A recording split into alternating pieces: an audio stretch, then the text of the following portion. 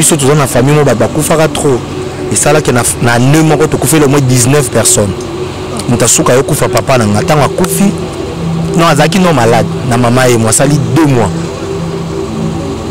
na bivona matazamba wana azaki na 13 ans na kina mitendi na beti 4 jours à jeûne à sec maintenant na katikati ya butu vers 4 heures il y a 4e jour na commencé là-bas OK nakendaka na suis na Bible je me souviens encore na commencé là-bas OK na lobina quitté c'était vers 4 heures na bima na lukesi kama eza na banjo tambulanga mona zamba na moni maité maintenant ezaki ba ezaba forme ba mazi ba pepa déjà ma etikala na bina melataka mayo salité pour OK wana esila na ke na juma wana na meli tant na banjo zonga esika na chaki mutu na ina tie mutu or nyoka azaki na kati to na tie mutu na isui na OK sui banjo kita nyoka banjo matanga na nzoto atelemi awa pa okaki moni na malili ya tongo moto bimaka na kati dans atelemi et na comprendre que ndena opema yango atelemi na kangi pema aleki tango aketo na tombola mutu na tala ye ndenga zo kende tellement na moni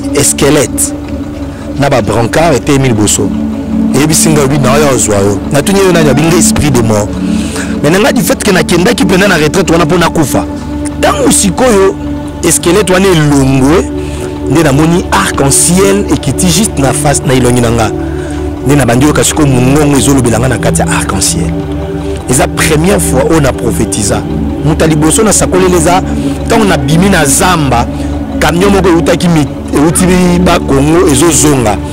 Na télémisi chauffeur c'était vers 5h comme ça 6h 5h. Chauffeur wana meminga tant na meminga na bandio bisaye.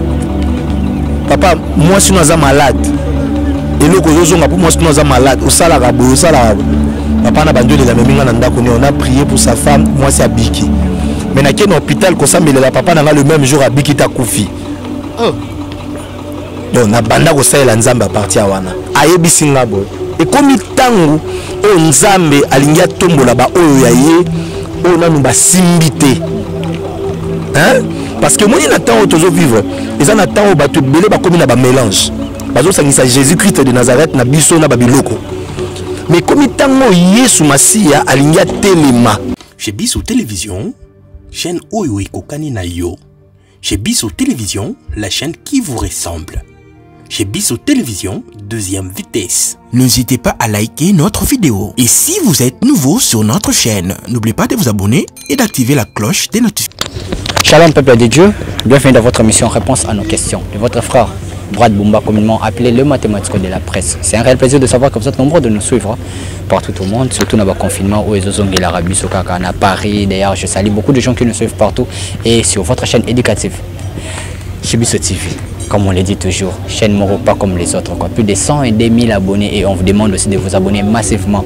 Plaisir aux attentes de l'Arabie Saoudite, vous pouvez savoir commentaire, tant que vous avez des arabes plaisir. Alors, dans mon collègue, tu as mis que Moussa Nzambe n'est au Messana, au Messana, la Biso, et Ambassa Nzambe pour édifier bien le peuple de Dieu.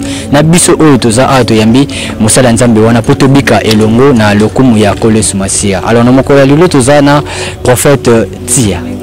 Qui est le prophète d'ailleurs c'est la première fois de recevoir une chaîne habituelle chez Biso TV.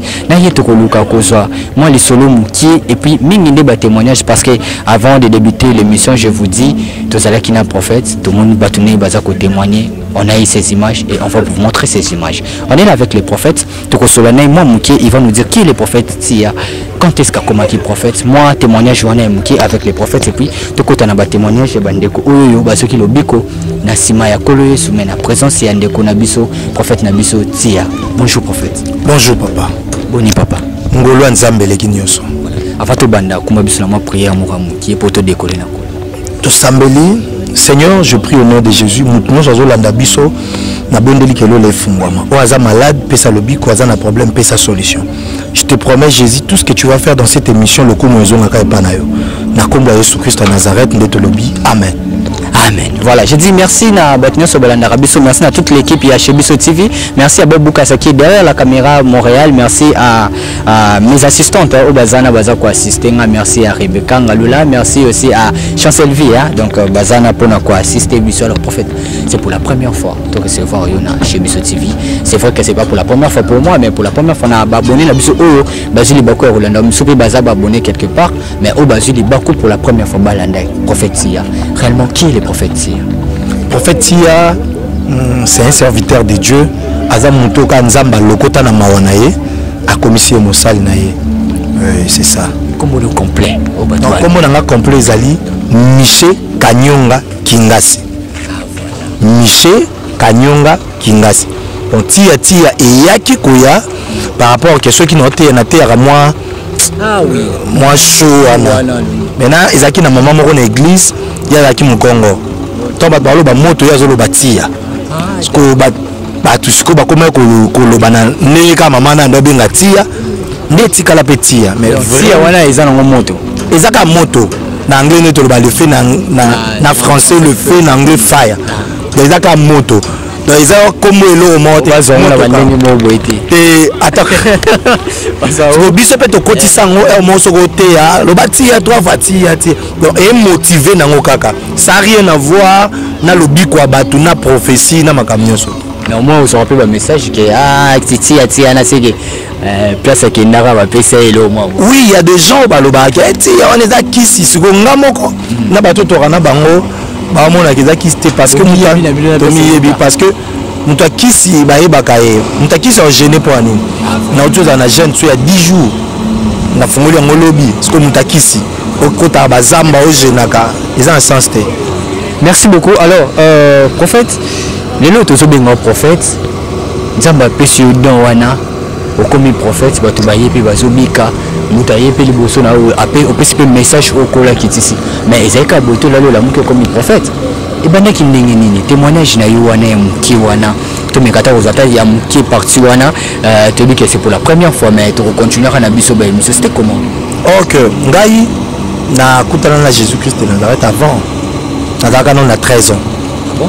Oui papa akufi et tout otikali naki retraite na zamba na mitende parce que biso toza na famille mo bato bakufaka trop esalaki na ne moko tokufeli au moins 19 personnes moto asuka yokufa papa na nga ntango akufi non azalaki non malade na mama ye mo asali 2 mois nabifo na matazamba wana azalaki na 13 ans nake na mitendi nabeti 4 jours à jeûne à sec maintenant na katikati ya butu vers 4 heures ya 4e jour nakoma osala ba ok nakendaka na esui na Bible je me souviens encore na commencé à ok na lobina quitté c'était vers 4 heures na bima na lukesika maeza na banjo tambola ngambo na zamba na moni maité maintenant ezaki ba eza ba forme ba mazi ba pepa déjà maesika na bina melataka mayo ya salité pour ok wana esila na ke na juma wana na meli tant na banjo zonga esika na chaki mutu na ina tie mutu or nyoka azaki na kati tant na tie mutu na esui na ok esui banjo kita nyoka banjo matanga na nzoto atelemi awa pa okaki moni na malili ya tongo moto bimaka na kati ntango atelemi e na comprendre ke nde na opema yango atelemi nakangi pema aleki ntango akei ntango na otombola mutu natala ye ndenge azokende terima namoni esquelette na babrancard etelemi liboso eyebisi ngai obi na oyo ozwa yo natuni yo nani abinga esprit de mort mais na ngai du fait ke nakendaki mpena na retraite wana mpo nakufa na bandi opambola nzambe nayebisi nzambe merci mpo ndenge oboma ngai etu entre parenthèses okufa mpo nani nakufa parce que namonaki makambo eleki trop na famille tobandaki kosambela bayesa biso ke yesu so oyepani ozwa solution mais namoni ke nasambeli mpo na papa na nga solution ezwama te donc nakende retraite wana na makanisi wana e ntango sikoyo eskelete wana elongwe nde namoni arc-en-ciel ekiti juste na face na ilongi na nga nde na bandi oyoka sikoyo mongongo ezolobela nga na kati ya arc-en-ciel eza première fois oyo na prophétisa muta liboso na sakolele eza ntango na bimi na zamba camion moko eutaki euti bakongo ezozonga na telemisi chauffeur c'était vers 5 heures comme ça 6 heures 5 heures chauffeur wana meminga ntango meminga na banjo yebisa ye papa moi sino aza malade eloko ozozonga pour moi sinon malade osala rabo papa na bandi les amis ngana ndako on a prié pour sa femme moi c'est abiki mais na ken hôpital ko sambelela papa na le même jour abiki ta kufi oh donc na banda ko sala nzamba partir wana na zaka non na 13 ans wana no mandefo ezate donc c'est ça moni eloko mo lobi wana tondo solongo na concert nga Rebecca Zawana souvent ils a ba épreuve nzambe to benga ngo pour occuper mutu mususu abiki mais pas na mo nzamba après aponi liwa na libota na o déjà 19 personnes ba kufaki matiki su papa na ya kaka passionné ko kaka ko continue na comprendre ngona ndenge nanga papa nanga zaka soldat zaki garde corps rapproché général Maele akoka jamais kotika ndena kende nzamba c'était parce que azaki malade akoka jamais kotika ngana saela nzamba si Dieu a permis que papa nanga kufa c'est ezaki juste parce que nzamba azaki na besoin nanga parce que angaza l'obstacle moko o ngeko empêcher ngana saela nzamba papa zana mama molili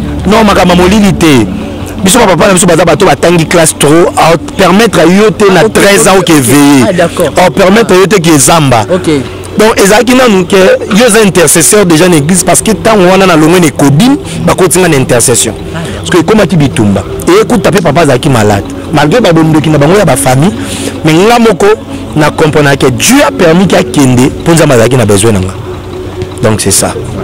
Voilà, merci beaucoup. Wana tout mettre sur moi témoignage qui surtout c'est un peu effrayant au monde à Kezaki Nyoka après la mort est commis squelette et puis Maramut. Donc en tout cas Nzambe azabo mingi. Alors mingi to ila Kezaki ba témoignage yo tozui na kati ya église na yo. Comment église eza na nini? Église na biso comme on a la main puissante de l'Éternel. La main puissante de l'Éternel. Voilà, na kati ya église la main puissante de l'Éternel.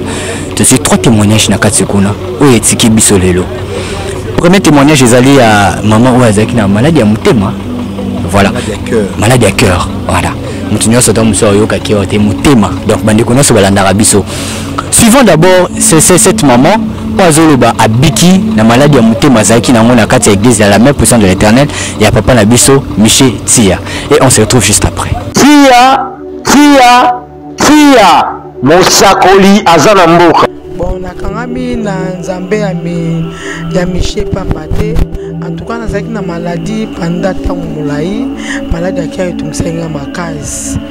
Mais nakutana na ndeko mobali moko a expliquer nga ki alebite eza na prophète moko komene Miché Tia soki OK kuna en tout cas okomona ka yo moko so abonde pono malade rosila yango tango wana nga pe na yaki na komi wana kutana ki netanga bondela iponanga en tout cas na tsaki solution yango etindanga na kanga malaye pona tambola itango na malade wana vumeninga kubomanga siko ozoyebisa bato bazolanda wana na TV ozoyebisa bango nini bato bandimaka te bon bande ko bandimaka te en tout cas bandima nzamba solo azali vraiment baya na la main puissante de l'Éternel na venir dans nous libéraux d'épices oh nous sommes malades sida cancer diabète maladie non so elemba na minganga baya na ngona les mains puissants en tout cas nzamba Miché azosala ndanu nini adresse ba oki bien te bandela adresse ndanu numéro d'épices na commune à Limité baya na motel Fikine baya en tout cas Zambé atia azosala Tia Mosakoli azana mboka. Voilà chers internautes, Bilimo Bolandi maman ndenga zoloba à propos de maladie à Mutema wana. C'était comment papa ayaki ndenge nini o sokoko baxela biso moi pilipili na mu. Non maman ayaki azaki vraiment sérieusement malade. Ya landanga na radio te na TVT. Ye akutana na muta beteleli sola prophète ya. Aibisi prophète wana so ke ya bikisaka. Mutu wana saki ke prophète abikisaka. Tango aye pa nanga na ibisi nga na bikisaka te.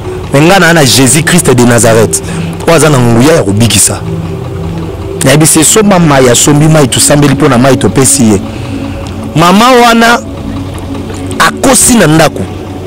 Abiba pesa mbongo pa kende kokota hôpital. Awa kende hôpital, ba ibisi fa kende afana na hôpital 2 semaines. Ba pesi mbongo azwi mbongo wana kende hôpital aye kofanda na ngone église. Oui, et ça lit pas même une semaine maman biki. Ba pekisa kai ba mungu ba pekisa ba biloko belé mais lelo aliaka biloko nyonso akoma ko kofanda même l'église. Oui.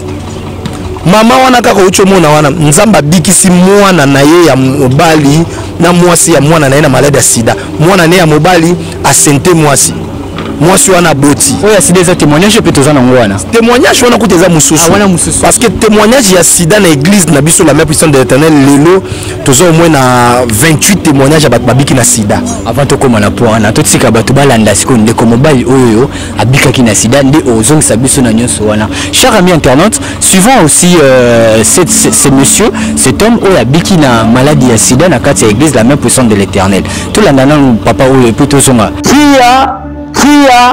tia mosakoli aza na mboka.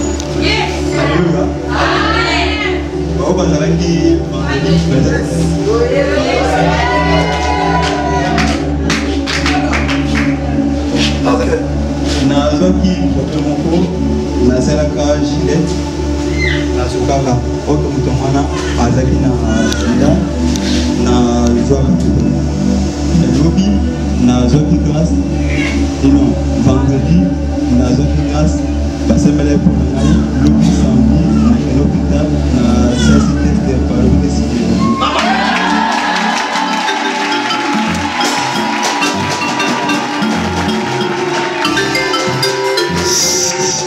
Alléluia. Asa moi la classe. Vous avez G3. Naïsta. Ok. Ayaka église chaque jour. Tout le monde a Kaya. Chaque jour à l'église. Depuis Aya, jour de Sakoli, nous avons dit que ça va toi si. Il y a pas de vendredi. Hier, ça va qui pouvait y avoir. Alobi, à qui a sali examen. Sida.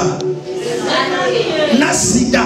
Et yo kaka kombo ya nani okoye bisali na bato nyonso bazoyo ko pe ba bazola na baboyo bazokanga sikoyo bazoncha tembe baya awatamba sana yo alembe obiki na malade nini na malade ya sida kombo naona Daniel ofandi wapi na bon marché na veni nini avenue aérodrome na face à Ista.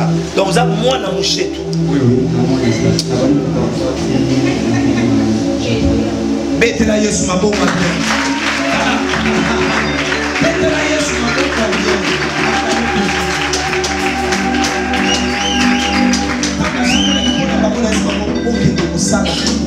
mais il a la résultat le banza batikota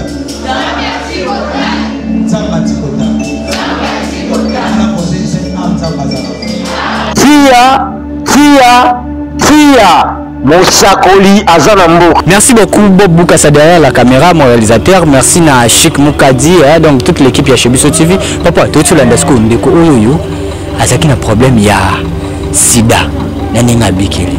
Déjà tu ndeko beti la solo ya mama wana wa bikeli malade ya mutema ya cœur. Moi na epondira zaka na mo. Beti ya biso ndi baka wana pondi ya kimwa mingi.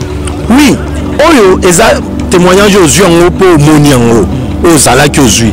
Mais dis-moi, il y a des témoignages où qui a kala yekuta zwa ki ngona Gillette. Mais tozana bateau que a mobile ya kufi na sida. Neti mama oya mutema. Yekutu bakoma obenge mosakoli ana mboka. Mama wana. Oh. Oui. Pourquoi? Moi nana ya santé moi si moi ça comme na 9 mois que ça la examen de basala bakangi sida. Aboti moi na ba pe moi na za sida mobile sida. Aye prière to sambeli mai to pesi tikota kabiki. Ndeko wana mona aza étudiant. Azanga l'église chaque jour azala en église. Aye. Jésus Christ de Nazareth abimelinga 3 fois. Aye bisinga boy. Et comme tangu o nzambe alingia tombola ba oyo ya ye o nanu ba simbité. Hein? Parce que moi il attend autozo vivre. Ils en attend au bateau belé ba comme na ba mélange. Bazo sangisa Jésus Christ de Nazareth na biso na babiloko. Mais comme tango Yesu Masia alingia telema. Yesu Masia asalaka. Voilà. Maintenant makambu oyo biso moko to kotisi na évangile nde ezo bomanguya ya Yesu na biso. Voilà. Omoni, il y a beaucoup de gens bazolanda biso na tawo. Omona mutu azoko kaisuko ndimela Yesu te. C'est ça. Pona nini? Parce qu'il y a beaucoup de hommes de Dieu au bakoti l'évangile pona mabono. Na confinement basa nzambe bele bazonga na bango azongi ne oteka ne masanga azongi ne oteka diamba azongi na ba cop na ye et tout. a occupé ni bana nzambe parce qu'il y a beaucoup de gens surtout bino ba boleka na ba YouTube. Ils ont na basala nzambe belebo que nous avons ni église ni adresse azana tana mpatete. Donc il est juste pour ça la ba aventure a pour na libumu na yes. On dit sur le témoignage na minoté parce que ces un témoignage moko to tsika et ça faute il y a batu o bazolanda bisoté. Mais ça faute il y a biso moko. Donc on a biso parce que moi aussi je suis un homme de Dieu. Vous appelez quand c'était voilà. Balobara muya kamora finisa ba yaranyos. Bona nini? Osomona ke mutu ake ko jwa mutu ba yokana po bakosela na loba bakosela Yesu makambo. Donc tina Yesu afandi ayoka mutu ana témoigner yango ke mutu moko boye ya aveugle bakene kuna abiki na église bazonga ba komi aveugle solo. Na naki na Molière jour wana bakangi na pasteur. To komi tango o bana nzambe photo telema to la kisa nguya ya Jésus Christ de Nazareth. Yango moni na oyebisa batu ke naza na Jésus Christ on a repesa oyi a changer makamba vie na. Jésus Christ ya solo ya sans mélange. Tout ça là Yesu pona libumuté parce que moi j'ai commencé à servir Dieu depuis 13 ans. Na bandu ça nzambe na âge à 13 ans. Ça même si c'est le bama pe bon Nathan wana ozana na posa ya bonzo toté pour ça moi cité pour ça bala té pour ça mais de l'union sonné yo ozga pour ça na voiture à bien on pour ça la boue hôtel a pe 2-3 personnes à porter les basu va publier. Naza na posa té parce que moni ngai Yesu apesa nga nyonso to ba pesa abatu. So naza na mituka c'est parce que Yesu mutapesa nga. So naza na moi mabele c'est parce que Yesu mutapesa nga. Omoni donc on Yesu apesa nga ko kipona nga. Na oluka mususu pona nini? Ce qui est soit sepeli mukolo na pesa nga 1000 francs pesa nga 1000 francs. Ce qui est soit sepeli mukolo na pesa na kokosa pona nini pona zwa mbongo. Omoni souvent un peu aussi témoignage parce que tu vois qu'ils ont 3 témoignages moi que les aya donc on a besoin pour régler à régler sur place l'émission kaka ya TV mais ka yo zolanda boy voilà souvent un peu ça et puis on se retrouve juste après tia mosakoli azana mboka eloko nini ozamba profeti ya tia saleli eko témoigner pour la mona ba profeti ya tia wa seli na bana ko landa papa na TV et là monta la TV na suka émission papa obiki on nous doit un problème ou dans malade atali bo ko tazo bien ou dans problème atali bo na tema na zaki na problème na atali bo na par rapport papa bon tela ki la assisi ko bon tela lobi amen donc na lobi amen na zaki continue ngai et l'équipe 2 minutes après donc problème oyo zalaki nango ezaki obandaki ko régler te obandaki ko régler te ezwaki temps na ye nakepe na hôpital bayebisinga nake na mbongo na mitwa mpe nazalaki na mbongo te navandaki navaki toujours na kozwa mbongo nakei mais lere papa abondeli natiki kondima par après namoni basikle na ngai ezongi normal à partir ya tv kaka basikle ezongi na tv kaka puis ezalaki émission ya rediffusion na tv kaka nde nalandaki okoloba nini na bandeko bazolanda yo na minute oyo bandimaka te balobaka bato bayokanaka yo koyebisa bango nini eza lokuta ngana oyebisa nga moko naza témoin clair eza vrai oya bomeka nzambe na ye omona oya kosala parce que asali yango na ngai moko merci nzambe apambola tia mosakoli azana mboka. Merci beaucoup à Bob Boukassa qui est derrière la caméra, mon réalisateur. Merci beaucoup papa tanto olande loko yo moze ba keza ba tumususu ba incrédule ba topé ba antichrist ba moi ga o ça ba botch mususu ba betara biso azika mutu moi yebo. Qu'est-ce que tu sais que ces gens-là existent? Oui, mais comment faire maintenant qu'on lave ba tout ba bloko voilà parce que témoignage est effrayant. Azana hotel on a TV. Azaki na église té. À côté nango andimeli nzambe ya tia. Nzamba tia asali. Ko lave bato omoni ce scafo ezali pour na ko lave bato faut ka koyela bango vrai témoignage d'auto lando ezana bureau nanga image wana yo kota na bureau omoni on eza bureau nanga muto bando tune quelque chose aki secrétaire to na mo secrétaire to na voix senga moko na zu micro wana na téléphone wana na bando tuna ye témoignage ya maman wana eza na église na chère omoni photo mo ba dessiner eza cadeau mo ba pesa ki ngai pa ya bana eza na église témoignage ya frère wana c'est na kilt ouais biso c'est tout ça voilà ba bombi elongi te elongi yango wana apesi na adresse na ye ne sika fandaka alobi aza mwana mushetu donc bana mushetu bazana bazolanda toyaka awa te pona libumu que na ye na témoignage ya lukuta to na ye na vision lukuta pona kolia mbongo non esika faux ekoti tomemeli bato vrai mpona kolongola faux il faut ka komema vrai nakosa ote nzambe yesu masiya ya idi na bala aza na bomoi soki eza ya vrai soki eza ya vrai bongo mais bobiki ya bafausse ko baza ebele baza koétouffe bino te bakoétouffe vérité etriomphara kaka vérité bakoétouffe yango te okoétouffe jésus te babombaka lumière na se ya mesa te molili ekozala nango partout so lumière moko ebima te ya moke bato nyonso bamonaka lumière yango wana tokomi na temps bato bamona bango moke oyo eza ya solo oyo eza ya lokuta yango napesaka à chaque fois nalekaka na émission nayebisaka bandeko balandaka excuse balandaka biso nayebisaka bango boye olandi c'est bien mais avant ozwa téléphone nobenga zwa ta ya kosambela tuna nzambe nabenga to nabenga te omoni nzambe akolinga te baoyo yayebaki na libungi soki oza ya nzambe ntango kosambela ebisi nzambe soki aza mosali na yo permettre nabenga nazwa ye to permettre nakomela ye nazwa ye nzambe epesangi elembo moko nzambe opeso elembo c'est simple parce que molimo mosantu ye nde ayebi mabe na malamu ye akosunga yo discerner eza mabe na malamu epuis akosunga yo na choix ya malamu papa eza mutu na moko avant to clôturer émission parce que tonga to so vraiment temps mingi te yo pe avant mutu ndingi bato nde babengaka soki akoyepana eloko ya liboso bana bombongo non mutu aza mutu ezokutana na biloko wana trop non avant nasambela yo tindelanga nanu autant nasala nanu boye nasala nanu boye omona miracle ya nzambe ya tia akosala non mutu nga na l'église na nga nayamba chaque jour nasi lelo yo okuti bato koyamba na nga nafutisa bato mbongo te mais du moins ayeba enregistré apesi offrande akoti na bureau na yambi ye c'est tout tant mutu abengi aza na problème nakopesa ye orientation molimo elobi soki molimo elobi fo tokende togene na ye tokogene soki molimo elobi il faut alala na nsima akolala na nsima nazoyebisa ye makambo molimo elobi parce que moto abengi aza na besoin solution po azwa solution na problème na il faut tosala oyo molimo elobi omoni est-ce que molimo mpe ekoloba nano kabambeka moya te ya 1 euro moko non yo nini oyeba dia makambo o Saint-Esprit koloba nango banima na bapaster bazoya nango na média non ce qui s'appelle nzambe nde alobi na moto apesa offrande c'est pas un péché ainsi dit l'éternel parce que ekozala moto mosusu nzambe ayebi soki ye po abika il faut bomata zamba 3 jours faut bolala na nsima yoka esi offrande nini sacrifice eza kaka kopesa mbongo te sacrifice mpe ekozala bomati zamba eza sacrifice mpe ekozala moto alali na se sacrifice mpe ekozala moto agene sacrifice mpe ekozala mbongo offrande na telemeli yango te okotisa bana na nzambe teke bapesa offrande te parce que la Bible dit que l'homme aura semé il moissonnera aussi. C'est ça. Abraham azala tata azala le père ya mabote belé c'est parce que nzamba mekaye na ba sacrifice. On comprend.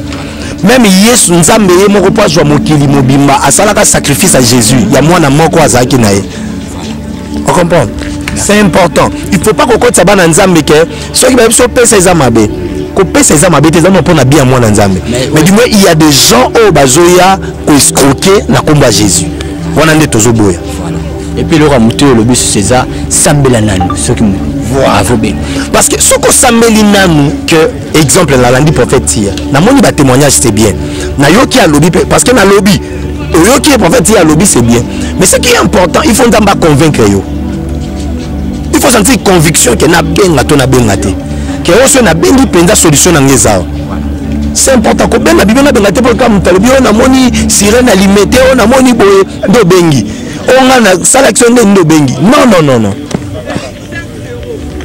Merci beaucoup, chers amis internautes. Je crois qu'on est arrivé vraiment à la fin de notre entretien avec le prophète Tia, prophète vraiment Tokomi Nasuka. Alors, s'il y a un mot à dire ou un message à donner, na batunyo so bazui ni bako landabis et puis numéro de téléphone on est en contacter yo na parce que ba témoignage te dis un témoignage moko touchant et ça va tout simplement basa na baka oyo akoluka pe abenga tant que solution et ko bimé pas un numéro de téléphone. Numéro de téléphone na osenga openda moni na émission na ozo pena numéro na koma wana ba koma wana mais on a opesa bango za plus 243 84 087 52 21 plus 243 84 087 7 52 21. So benga na appel normal au Zwanga moko. Na WhatsApp au Zwanga moko. Numéro nanga déjà yangwana babu ba okoma yango wana. Chaque jour déjà to banda oleka to sola na bandeko.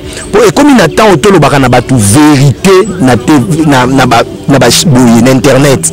Eza moyen malamu faut te ya vérité to le ba vérité pour bana na nzambe ba kangolama. Parce que il y a beaucoup de gens besoin na ba faux témoignage, ba faux vision.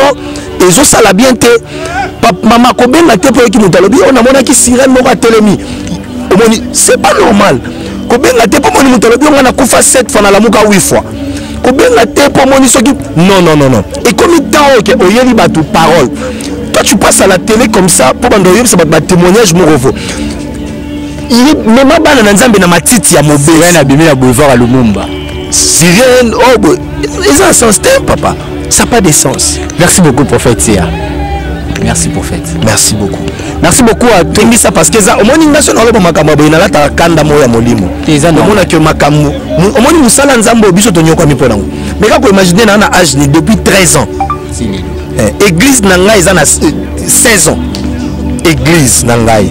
Non, on a l'église Nangaï, excusez, église on Zamba Pessinga na Okamba. Ils ont 16 ans. Aujourd'hui, j'ai 12 églises. Ce qu'on a là que Yesu biso to nyoko mina ye batu mususu bazo yaka afanda akanisi penzako eloni na kelo bana ba on internet pona jambo mikolo ayemba mo bua lobby bazambo on a légèreté tandis que yo muto saili nzamba solo na lo ba te ponza ba non Dieu paye nzamba futa so saleli na bosolo soko saili nzambe na bosolo nzambe afuta. Merci beaucoup. C'est ça. Merci beaucoup à tout le monde d'avoir vu beaucoup à l'Andabiso na Chebiso TV, une chaîne éducative et puis professionnelle. Merci na Bouka qui est derrière la caméra. On est arrivé vraiment à la fin de notre entretien avec le prophète Sia. Il était avec nous. Tout le témoignage Oyo Tomoni Yamakasi, les 3 témoignages. Il y a maman avec un problème, il y a Motema, il y a Nekonabiso avec une maladie à Sida, Abiki Nango, et puis na maman Nabiso avec na problème il y a baregle on est kotungisaye voilà yangwana yokuta la ndeka émission lokwa ndenge yo pende kozi libako olanda biso alors to ngami ko loba émission ningo zotalango kotalango kakati parce que zita ya otala o critiquer na ndenge mobo zota na yotala et puis fukama sambela biso to yamba basala nzambe to yebi mitema na bango te. En tout cas ça c'est un message important je lance parce que besoin c'est la biso ba retomber makambo na saison de la rabiso ngana na loki prophète Sia il est là avec moi au plateau je l'ai dit je mâche pas les mots oui.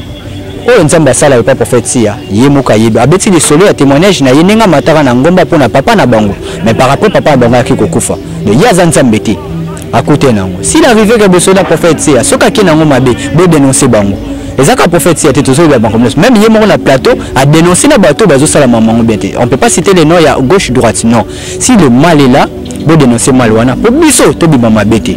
Je crois que le message est lancé dans Moutinho. Ceux qui n'ont pas de Bolim Sangai, ceux qui monsieur de Kimalamba, commentaire Nabino et ça la bien. Vos appels surtout. On est là, on était là avec le prophète. Merci vraiment prophète. Nathan au Pessibiso vraiment.